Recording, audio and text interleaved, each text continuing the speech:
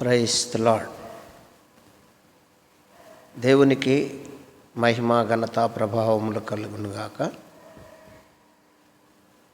ప్రేమైనటువంటి జీవము కలిగిన దేవుని కుటుంబమా, దైవ సమాజమా, దేవుడు మనలను ప్రేమించి మరొక నూతన దినము ఉదయకాల సమయాన్ని అనుగ్రహించినందుకు మీ అందరికీ ఈ నూతన దిన శుక్రవార శుభాకాంక్షలు తెలియజేస్తున్నాను.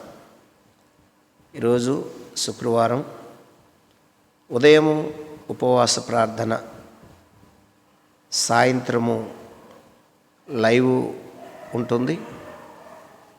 మందిరంలోనికి రాగలిగిన వారందరూ మందిరంలోకి రండి.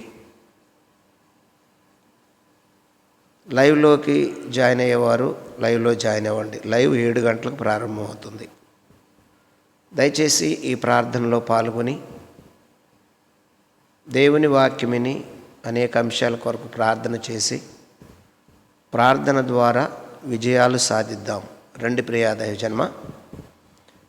ఈ నూతన దినము, ఈ శుక్రవారం ఉదయకాల కొరకు సిద్ధపరచబడినటువంటి దేవుని వాక్యాన్ని చదువుకొని దైవ ధ్యానం చేద్దాం. రోమాపత్రిక 1వ అధ్యాయము. రోమాపత్రిక 1వ అధ్యాయము 2 నుంచి 7 వరకు కలిసినటువంటి భాగంలో ఒక 2 లైన్లు చదువుకుందాం. 2 లైన్లు చదువుకుందాం.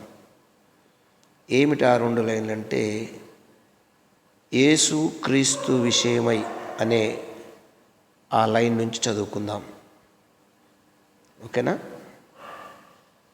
లేదంటే కొంచెం పైకి వెళ్దాం. కాగా దేవుడు అనే లైన్ నుంచి చదువుదాం.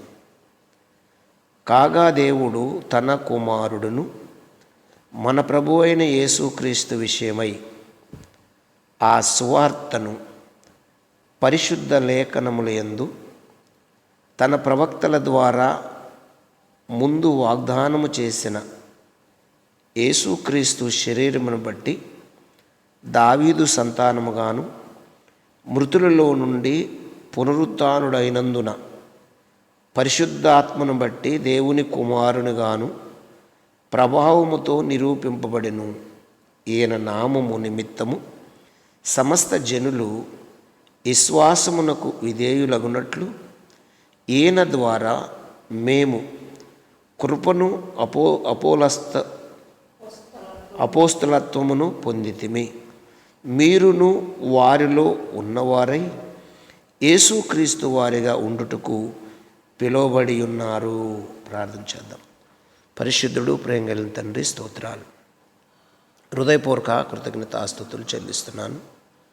చదవబడిన వాక్యాన్ని ఇరిచి మాకు వడ్డించి నాతోనూ మాతో మాట్లాడి నీ నామానికి మహిమ తెచ్చుకోమని. యేసు ప్రభువా, నీ స్వరం వినిపించండి. నీ దాసుని స్వరం బోరగా తీసుకోండి. నీ శిలువ రక్తంతో మరొకసారి కడగండి. మహిమ పొందమని యేసునామమున అడుగుచున్నాను తండ్రి, ఆమేన్. హల్లెలూయా. దేవునికి స్తోత్రం. క్రీస్తునందు నాకు అత్యంత ప్రియమైనటువంటి జీవము కలిగిన దేవుని కుటుంబమా, దైవ సమాజమా, దేవుడు మనకు నేర్పిస్తూ వస్తున్నటువంటి పాఠము ఏమిటి?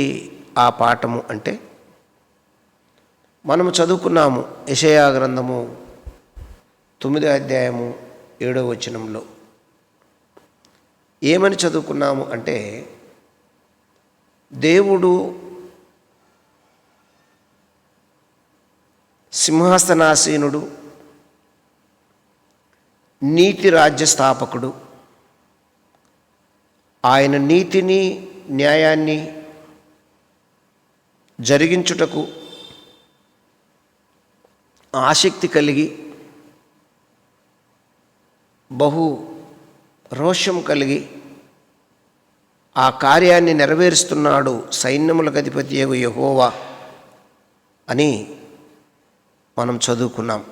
ఆ భాగంలో నుండే ఇంకొన్ని విషయాలు మనం ధ్యానం చేస్తూ వస్తున్నాం. అయితే అది నెరవేర్చుటకు భూమి మీద దావీదు సంతానముగాను దేవుని ఆత్మను బట్టి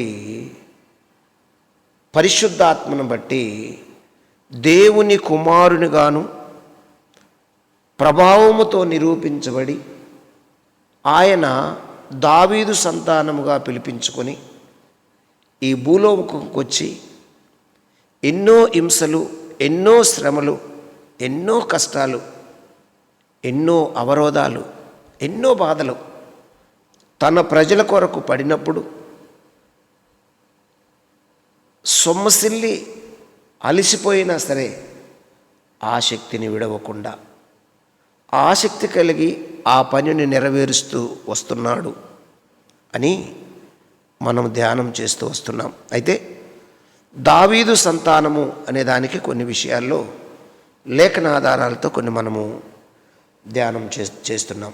ఇప్పుడు చదవబడినటువంటి మాటల్లో యేసుక్రీస్తు శరీరమును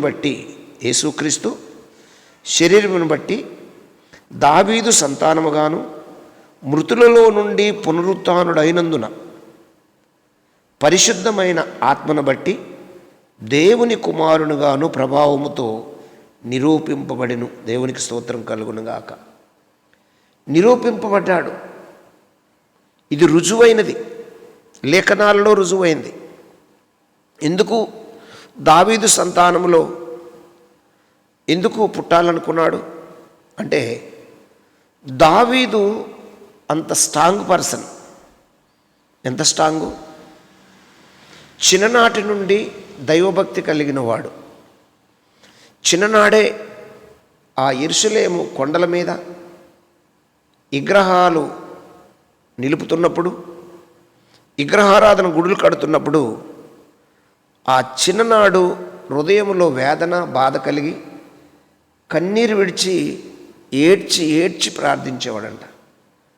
పరిశుద్ధ పట్టణము, విశ్వ సృష్టికర్త, విశ్వ విమోచకుడైన నా దేవుని ఈ స్థలములో దేవునికి ఇష్టం లేని కార్యాలు జరుగుతున్నాయి, ఏమిటి పరిస్థితి అని దావీదు అంత భారము కలిగి ఏడ్చి ప్రార్థన చేసేవారని మరి వెనక భక్తులు చాలామంది చెప్పగా విన్నాం.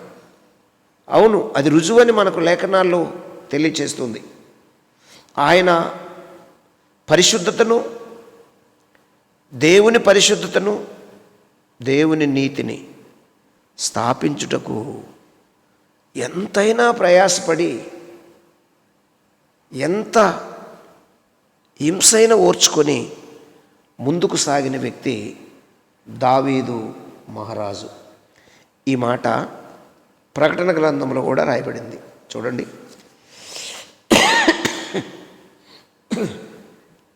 దావీదు అనే మాట ప్రకటన గ్రంథంలో కూడా రాయబడింది. అక్కడ ఎంత బలంగా ఉందో చూడండి ఆ మాట. ప్రకటన గ్రంథము 22వ అధ్యాయము 16వ వచనంలో ఇలా రాయబడింది. సంఘముల కోసము ఈ సంగతులను గూర్చి మీకు సాక్ష్యం ఇచ్చుటకు యేసు అను నేను నా దూతను పంపియున్నాను. నేను దావీదు వేరు చిగురు, సంతానమును ప్రకాశమానమైన ఏకువ చుక్కనై ఉన్నాను. ప్రకాశమానమైన ఏకువ చుక్కనై ఉన్నాను. సంఘముల కోసము ఈ సంగతులు మీకు సాక్ష్యం ఇచ్చుటకు యేసు అను నేను ఒక దూతను పంపాను అంటున్నాడు. యేసు అను నేను ఒక దూతను పంపాను. ఏమని సాక్ష్యం ఇచ్చుటకు? నేను దావీదు వేరు చిగురు. ఏంటంట? దావీదు వేరు చిగురు. అంటే వేరు చిగురు అంటే మనం ఏమర్థం చేసుకోవాలి? ఒక చింత చెట్టు ఉందనుకోండి. ఆ చింత చెట్టు ఎంతగా భూమి లోపలికి ఏరును పంపిస్తుంది? తుఫాను వచ్చినా, ఏమండి, సుడిగాలులు వచ్చినా, ఏమండి, పెద్ద పెద్ద వర్షాలు వచ్చినా, సునామీ వచ్చినా ఆ చింత చెట్టు వేరు చాలా లోతుగా పాతుకుపోయి ఇటువంటి ఒడిదుడుకులకు కదలదు, బెనకదు, బెదరదు. ఏం చెట్టు? చింత చెట్టు. సేమ్ టైం ఆ చింత చెట్టు చక్కగా చిగురునిస్తుంది. ఆ చిగురులు తెచ్చుకొని చాలామంది కూరలు వేసుకుంటారు, లేదంటే తింటారు. చాలామందికి ఇష్టం చింత చిగురు. అంత చిగురిస్తుంది, పచ్చగా చిగురిస్తుంది. అంటే యేసుక్రీస్తు కొరకు, యేసుక్రీస్తు వారిగా ఉండుటకు పిలువబడిన మీరు దావీదుకున్నటువంటి పునాదిని మీరు వేసుకోండి, దావీదు సిగిరించినట్లు మీరు సిగిరించండి అని సంఘముకు తన దూత ద్వారా ప్రకటిస్తున్నటువంటి సత్యవాక్యము. దేవునికి స్తోత్రం కలుగును గాక. సంఘమునకు యేసుక్రీస్తు దూత ద్వారా ప్రకటిస్తున్నటువంటి సత్యవాక్యము. యోహాను ద్వారా ప్రకటన గ్రంథం రాయబడింది. యోహాను ద్వారా ప్రకటించబడుతున్నటువంటి సత్యవాక్యం ఏమనుంది అంటే, నేను దావీదు వేరు చిగురును సంతానమును, నేను దావీదు వేరు చిగురును సంతానమును, ఆయన వంశావళిలో నుంచి వచ్చాను. ఎందుకు అంటే నీతిని స్థాపించే దేవుడు ఆయనే. నాకు ఒక సింహాసనము, నేను ఒక సింహాసనము దావీదుకి ఇచ్చాను. ఆ సింహాసనము నీతిగా పరిపాలన చేశాడు.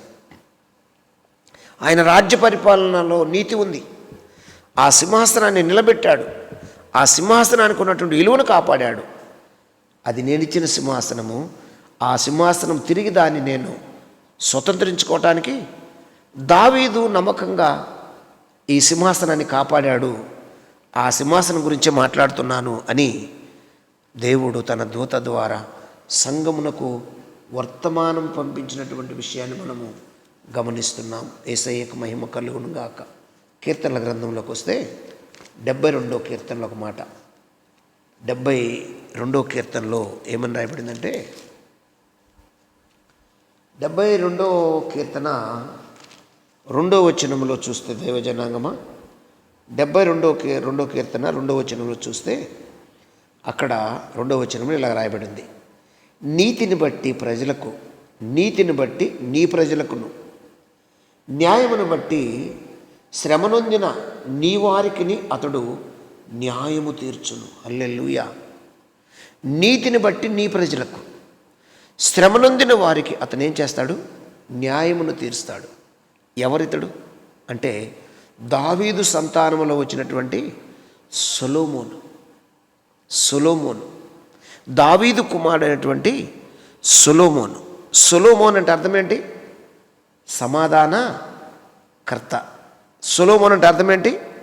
సమాధాన కర్త. సొలొమోన్ దేనికి వచ్చాడు? మందిర నిర్మాణకుడు. యేసుప్రభు అంటే అర్థం ఏంటి? సమాధానకర్త. ప్రయాసపడి భారం మోస్తున్న సమస్త జనులారా నా యొద్దకు రండి, నేను మీకు విశ్రాంతినిస్తాను. యేసుప్రభు సమాధానకర్త, యేసుప్రభు మందిర నిర్మాణకుడు. ఆత్మ సంబంధమైన మందిరము, సంఘము నిర్మిస్తున్నటువంటి యేసుప్రభు. అయితే దావీదులో నుంచి వచ్చినటువంటి ఈ సొలొమోను కూడా ఏమని ప్రార్థన చేస్తున్నాడంటే, మొదటి వచనంలో, దేవా రాజునకు నీ న్యాయ విధులను, రాజు కుమారునికి నీ నీతిని తెలియజేయము. రాజెవరు? రాజు కుమారుడెవరు? రాజేమో దావీదు, రాజు కుమారుడేమో సొలొమోను. ఆ పైన సొలొమోను కీర్తన రాయబడింది. ఇక్కడ నీతిని స్థాపించుటకు, నీతిని బట్టి నీ ప్రజలకు, న్యాయమును బట్టి శ్రమనొందిన వారికి అతడు న్యాయము తీర్చును. శ్రమనొందు వారికి, శ్రమనొందినటువంటి నీ వారికి అతడు న్యాయము తీర్చును అని లేఖనము సాక్ష్యం ఇచ్చుచున్నది. దైవ జనాంగమా, మనం చూస్తే యెషయా గ్రంథంలో కూడా మనము ఒక మాటను దర్శించవచ్చు. యెషయా గ్రంథము 11వ అధ్యాయము 4వ వచనంలో 3-4 కలిసినటువంటి మాటలు ఏంటి అంటే, యెహోవా భయము అతనికి ఇంపైనటువంటి వాసనగా, యెహోవా భయము అతనికి ఇంపైన సువాసనగా ఉండును. కంటి చూపును బట్టి అతడు తీర్పు తీర్చడు. తాను వినుదానిని బట్టి విమర్శ చేయడు. నీతిని బట్టి బేదలకు తీర్పు తీర్చును. భూనివాసులలో దీనులైన వారికి యథార్థముగా విమర్శ చేయును.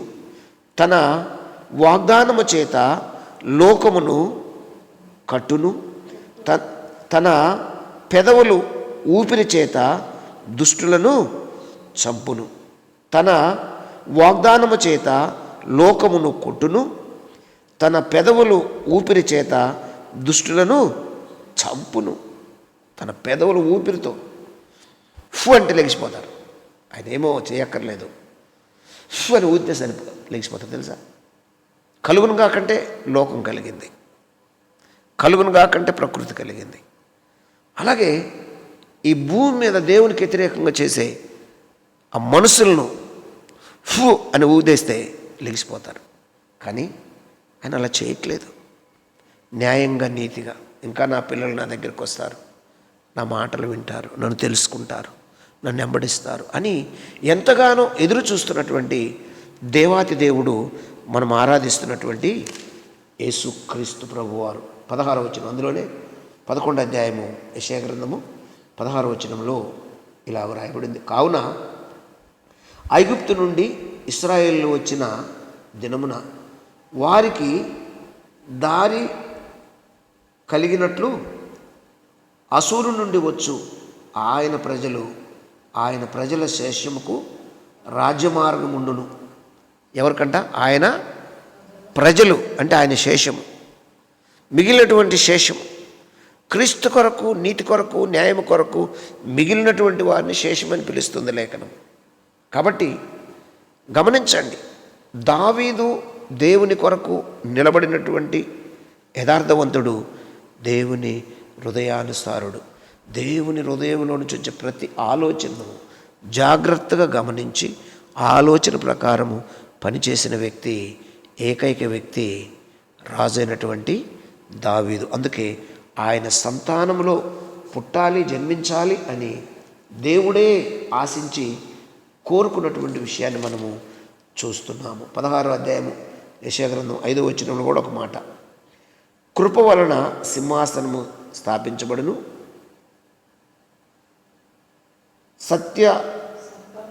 సత్య సంపన్నుడై దాని మీద కూర్చుండి తీర్పు తీర్చు నొకడు కలడు. చూసారా? సత్య సంపన్నుడు ఈయన. కృపల వలన సింహాసనం ఏమైపోతుంది? స్థాపించబడుతుంది. దేవుని కృప వల్లనే సింహాసనం స్థాపించబడుతుంది. అంటే దావీదుకు సింహాసనం ఎలాగొచ్చిందంటే దేవుని కృప వలన వచ్చింది. ఆ సొలొమోనుకు సింహాసనం ఎలాగొచ్చింది? రాజ సింహాసనం అంటే దావీదుకు దేవుడు వాగ్దానం చేశాడు. ఇది నీతి వలన, కృప వలన స్థాపించబడుతుంది. స్థాపించబడినటువంటి ఆ విధి విధానాన్ని మనం చూసినట్లయితే సత్య సంపన్నుడై దాని మీద కూర్చుండి తీర్పు తీర్చునొకడు కలడు, దావీదు గుడారములో అతడు ఆసీనుడై ఉన్నాము. ఎక్కడంట? దావీదు గుడారములలో అతడు ఆసీనుడై న్యాయమును విచారించుచు, న్యాయము జరిగించుటకై తీవరించును. ఏం చేస్తాడంట? ఆయన న్యాయము తీర్చుటకు ఆయన ఏమైనాడంటే బారులు తీరి ఉన్నాడు, కూర్చొని ఉన్నాడు. నీతి న్యాయములను బట్టి ఆయన తీర్పు తీర్చే దేవుడు. ఆయన పేరే నజరేయుడైన యేసుక్రీస్తు. ఇలా ఒక మనిషిని బట్టి సింహాసనము స్థాపిస్తూ, సింహాసనాన్ని నీతితో నింపుతూ, దావీదును బట్టి ఈ సత్యాన్ని నెరవేరుస్తూ, దావీదు సంతానంలో నుండి పుట్టి దావీదు వేరు, చిగురును నేనే అని చెప్పుకోవటానికి యేసుక్రీస్తు ప్రభు ఇష్టపడి ఆసక్తి కలిగి ఈ పనులన్నీ జరిగిస్తూ వచ్చాడనే విషయాన్ని మనము మర్చిపోకూడదు. దైవ జనాంగమ 32వ అధ్యాయం కూడా చూడండి, ముగిస్తున్నాను. 32వ అధ్యాయంలో, అదే యెషయా గ్రంథం 32వ అధ్యాయంలో మొదటి వచనంలో ఏమని రాయబడిందంటే, ఆలకించుడి, రాజు నీతిని బట్టి రాజ్య పరిపాలన చేయను, అధికారులు న్యాయమును బట్టి ఏలుదురు. నీతిని బట్టి రాజ్య పరిపాలన చేస్తాడు, న్యాయమును బట్టి ఏళ్తారు. ఇటువంటి అవకాశవాదులు కాదు. మాట ఒకటి, చేతలు ఒకటి కాదు, వాగ్దానం ఒకటి, పని ఒకటి కాదు. నీతి న్యాయములను జరిగించే నీతి పరిపాలన రాబోతుంది. అది యేసుక్రీస్తు ద్వారానే సాధ్యమవుతుందనేది లేఖనము నేర్పిస్తున్నటువంటి సత్యబోధ. హల్లెలూయా. అలాగే 16వ వచనంలో కూడా చూస్తే, అందులోనే 16వ వచనంలో చూస్తే, అప్పుడు న్యాయము అరణ్యములో నివసించును, ఫలభరితమైన భూమిలో నీతి దిగును. దేవునికి స్తోత్రం కలుగును గాక.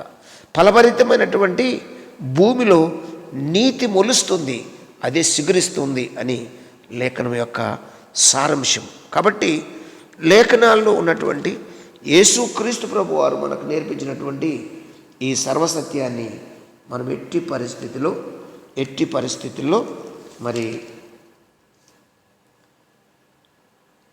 మరిచిపోకుండా లేఖనం ఏమి చెప్పుచున్నది అని పౌలు చెప్పినట్టు ప్రవక్తల ద్వారా రాయబడినటువంటి లేఖనమని చెప్పబడినటువంటి వాక్యాన్ని మనము జాగ్రత్తగా గమనించాలి. 33:5లో కూడా ఒక మాట చూద్దామా? 33:5 అందులో ఏముందంటే, యెహోవా మహాఘనత నొందినవాడు, ఆయన ఉన్నత స్థలములో నివసించుచు న్యాయముతోనూ నీతితోనూ సియోనును నింపును. చూసారా?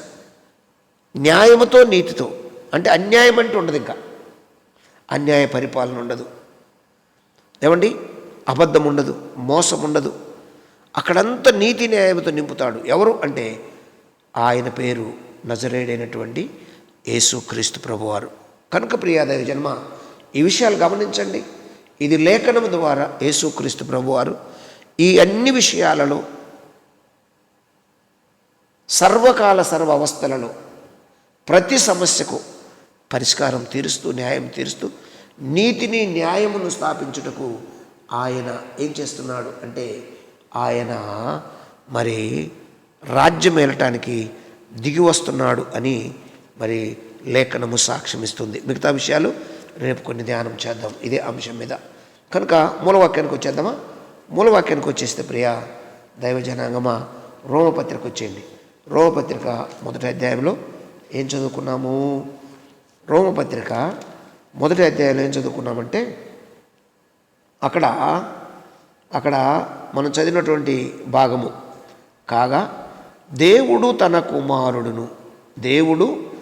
తన కుమారుడును మన ప్రభువు అయిన యేసుక్రీస్తు విషయమై ఆ సువార్తను పరిశుద్ధ లేఖనముల యందు తన ప్రవక్తల ద్వారా ముందు వాగ్దానము చేసెను.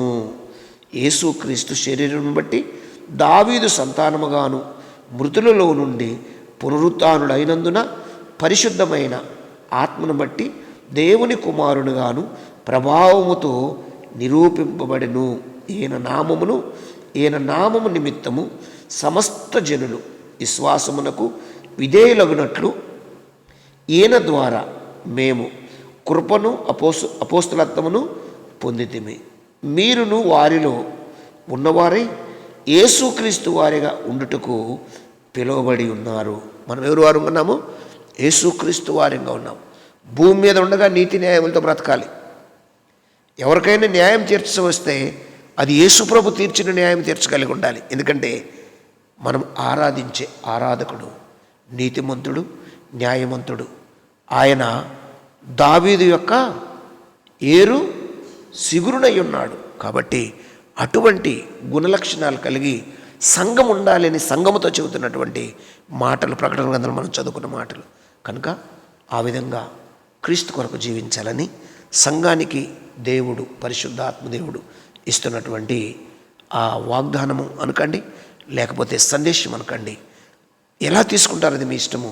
కానీ పరిశుద్ధాత్మదేవుడు మనతో మాట్లాడాడు. రండి ప్రియదయ జన్మ, ప్రార్థన చేద్దాం. కలుముయండి. పరిశుద్ధుడు, ప్రేమల తండ్రి, స్తోత్రాలు. ఇతబడిన వాక్యము ఫలింప చేయండి. అందరి హృదయాల్లో ప్రభువా మీరు నింపి ప్రభువా, అయ్యా నీతి న్యాయము కలిగి తండ్రి, ఆనాడు నైనా అయ్యా నీ నీతిని స్థాపించుటకు దావీదు ఎలాగైతే రోషం కలిగి పౌరుషం కలిగి అయ్యా సత్యస్థాపకుడుగా ఉన్నాడో, సత్యవాక్య సారమును అయ్యా అందరికీ ఎదజల్లటానికి ఎలాగైతే ప్రయాణించాడో, ఆ దావీదు సంతానములో మీరు జన్మించి ఆ సింహాసనము, దావీదుకి ఇచ్చిన సింహాసనము నిలబెట్టి ఆ సింహాసన ఆసీనుడై న్యాయముగా నీతిని అయ్యా ప్రభా సత్యమును నింపి నీతి పరిపాలన చేయడానికి వస్తున్నారు. మేము ఆ విషయాన్ని గమనించి మా జీవితంలో, దైనందిన జీవితంలో మేము నీతిని న్యాయమును జరిగించడానికి నన్ను మమ్మల్ని అందరినీ మీ ఆత్మతో నింపి అభిషేకించి నడిపించి మహిమ పొందండి. ఈ ఉదయము, ఈ నూతన దినముతో ప్రభువా దినదీవెన దినరక్షణ దయచేయండి. ఈరోజు నీ బిడ్డలు ప్రయాణం చేయడానికి కావాల్సినటువంటి జ్ఞానాత్మను, ఆలోచన శక్తిని అయ్యా చక్కటి ఆలోచన ఇచ్చి నడిపించి మహిమ పొందమని యేసునామములో స్తుతించి ప్రార్థిస్తున్నాను తండ్రి. ఆమేన్. God bless you. దేవుడు మిమ్మల్ని దీవించి ఆశీర్వదించునుగాక. ఆమేన్.